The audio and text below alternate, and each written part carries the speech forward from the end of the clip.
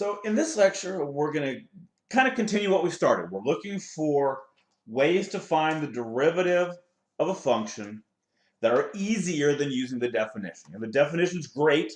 It definitely does what we need it to do. It just doesn't always do it in a very easy or straightforward way. So we've got these two formulas here that we've seen so far, and these are nice, right? If you want to take the derivative of a sum, you just find the derivative of the parts and add them together, and a difference works the same way. Unfortunately, products and quotients, when we're multiplying and dividing, we have formulas, but they're not quite as straightforward as these two. So that's what we're going to do in the next series of lectures here. In this lecture, we're going to derive the formula for the derivative of a product. Then in the next lecture, we'll look at some specific examples. Then we'll do the same thing with quotients. So this is kind of the setup here. We have a situation where we have a function that is the product of two other functions. For example, we might have something like f of x equals x times the log of x. Right? We want to take the derivative of this thing. Doing this with a definition would be pretty unpleasant. So we need something better, and fortunately we have this product rule that we'll see here in the next few slides. So what I'm going to do to start with is this is just a definition. Right? This is the limit definition of f prime of x. And you'll notice here I'm using this delta x in place of h. Delta x, it's another notation that we use to indicate a quantity that's going to get really small, which is what we do here when we take the limit and we let delta x go to 0. The reason I'm doing this is because we already have h up here as the name of a function. And I don't want to use h to mean two different things. A function in one place and this limit parameter in another, that can get really pretty confusing. So I'm going to use this delta x notation instead.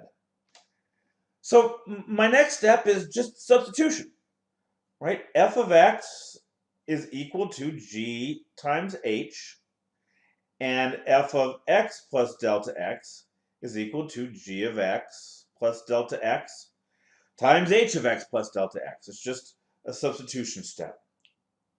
Now, the next step, this next step is really kind of the ingenious step. All right, and it looks a little messy, but it's actually pretty straightforward. Look at what I've got here. I added g of x times h of x plus delta x, and then over here, I subtracted it. All right, and I can do that, right? Because if you think about combining those two terms together, they equal 0. And I can do that. I can add 0 to this expression, and it doesn't change it. All right, so my next step is going to be to do a little factoring. Look just at these first two terms, and you'll see that they both have this h of x plus delta x term. All I did here was I factored it out. And then I did the same thing on this part, right? If you look at these two terms, you'll see that each one has a g of x. So that's all I did here. I factored that g of x out. All right, now for my next step, I'm going to use a limit rule, right? You notice I have a sum here. And we have a limit rule that says the limit of a sum is the sum of the limit. So that's all I did. I split this thing in half right down the middle. Right, so now, again, limit rules, right? This part here is a product. It's this part times h of x plus delta x. And over here, this limit is this part times g of x. So I'm going to use my limit of a product rule to split these two parts up, right? And you see what I've got here. The h of x plus delta x is here. Everything else is here. The g of x is here. And everything else is here. All right, but now this is the nice step. All right, look at this limit here. There's no quotients here, right? There's no delta x's in the denominator anymore, so I can just replace this delta x with 0, and this limit becomes h of x.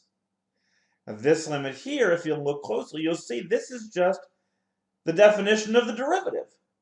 This part is the derivative of g. All right, now over here, this part, this g of x, this is almost like our rule for the derivative of a constant. There is no delta x in g of x.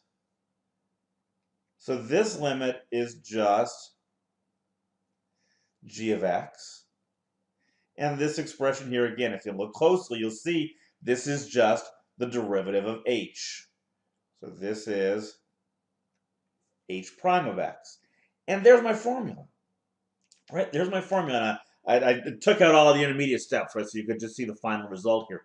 This is our product rule for derivatives. If f of x is equal to g times h, then to find the derivative, the way I kind of remember this in my head, it's the first function times the derivative of the second plus the derivative of the first function times the second. So this is our product rule. In the next lecture, we'll go through some examples and see how you actually use this to find the derivatives of some specific functions.